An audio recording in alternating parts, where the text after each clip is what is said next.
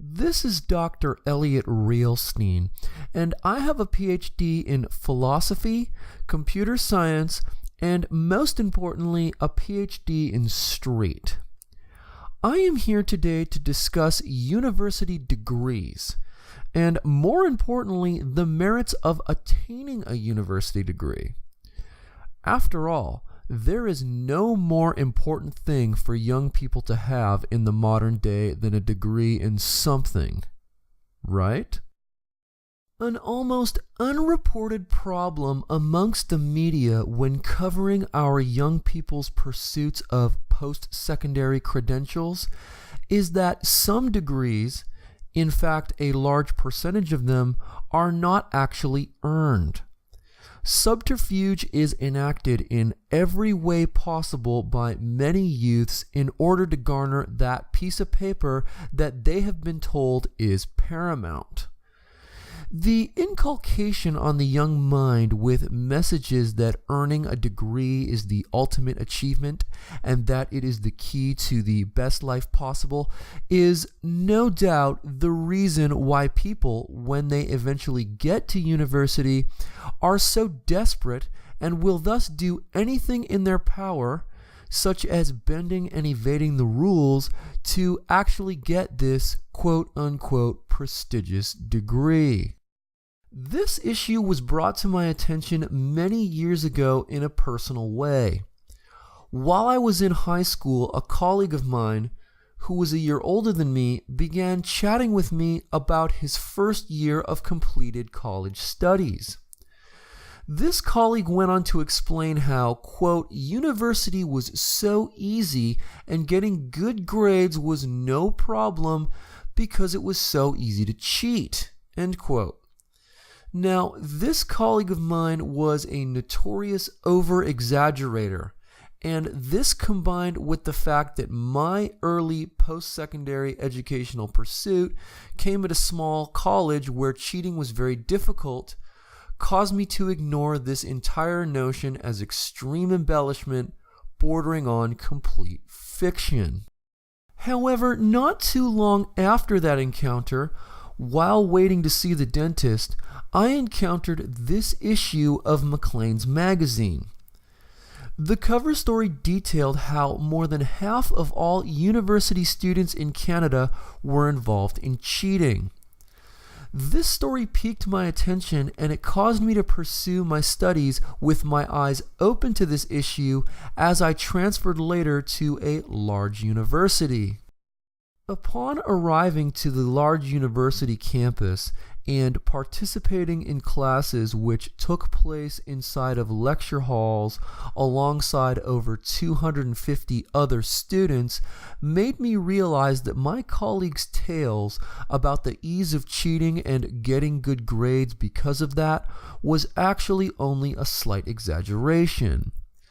During my years in a more established and prominent university, I was witness to people paying others to complete their research assignment and term papers, people talking out loud and exchanging answers during final exams, and people looking down at their cell phones, which they didn't even need to conceal well during exams.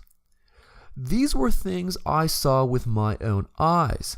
This does not even account for all the other actions used by students that in some way cheated the system, which I was unable to detect personally. In colleges, especially large ones, it is nearly impossible for the authority figures to track and oversee the actions of their students as they pursue their degrees.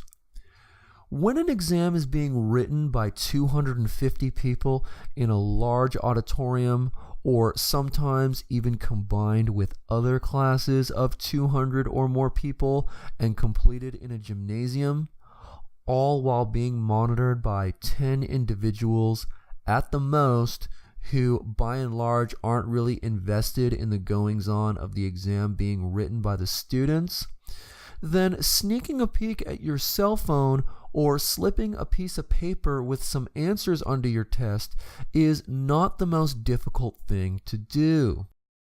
Seeing as how the classes in most universities are so large and the only manner in which students can be graded is on term papers and exams, both of which are very, very easy to cheat on, this creates a scenario in which there is a major credibility problem with many of the degrees that are earned from colleges all over the world.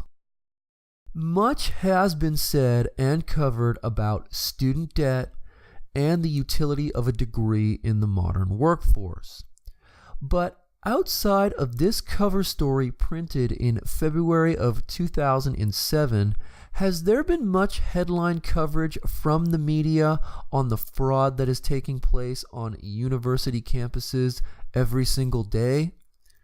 We constantly hear people in the media press colleges and their administrators about tuition cost, campus living expenses, the lack of diversity in faculty and student body, rape culture on campus, and the handling of guest speakers and free speech issues on their campuses. But have you heard anyone press these same administrators about what they are doing to deal with cheating and fraud that has infected their system and undermined their credibility? This issue isn't as sexy as many others and would be by far the worst publicity for universities if it ever garnered true nationwide attention. Therefore, universities are happy to continue to act as though this problem is not even occurring.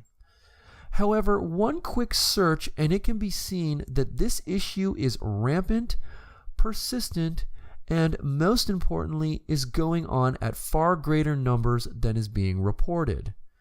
And the numbers that are indeed being reported are significant. Degrees are supposed to signal to future employers one's ability to focus, compartmentalize, and delegate degrees of importance to a plethora of pending tasks, a goal-oriented mindset, and most importantly, the aptitude to learn specific on-the-job skills in an ephemeral manner. But with the epidemic of cheating on campuses all over the world, in a variety of fields, is it any wonder why employers are finding that recent graduates are highly unprepared for the workforce? Degrees are becoming more useless by the day, and the proliferation of cheating is a significant yet criminally underreported reason as to why degrees are continually losing their value. I am formally educated with many honors to my name. However, these distinctions pale in comparison to my street credentials, because everybody knows you can't cheat the street, bruh.